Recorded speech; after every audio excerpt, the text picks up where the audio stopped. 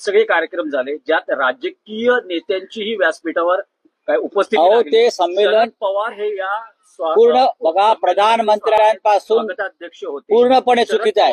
शरद पवारांनी पुढाकार घेतला दिल्लीमध्ये साहित्य संमेलन. पवार साहेबांनी पुढाकार घेतला का नाही मला माहित नाही. पवार त्याचे स्वागताध्यक्ष होते. संजय नाहराय सरचे त्यांची मूळ कल्पना होती.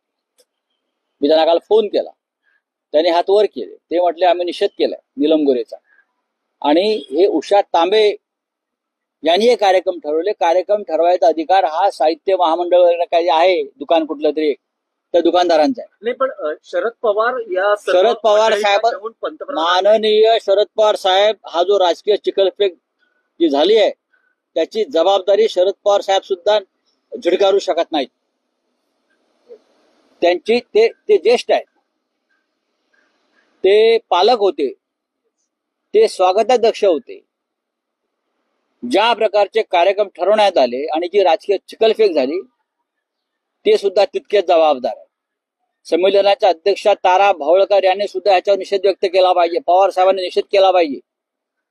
पण पवार साहेब गप्प आहेत, अजूनपर्यंत भूमिका नाही. आता आज त्यांना माझा आवाज त्यांच्यापर्यंत जाईल ना. आता गप्प कसे राहू शकता? तुमच्यावर चिखल फेकतात तेव्हा आम्ही उभे राहतो ना. ही कोण बाई आहे नीलम गोरे?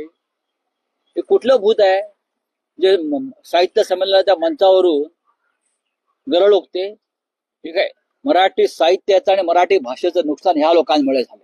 नाही पण जे साहित्य संमेलनाचं राजकारण झालं, सुरुवातीला एकनाथ शिंदे व्यासपीठावर आले, पंतप्रधानांचं राजकारणच झालं. हे साहित्य संमेलन नव्हतंच.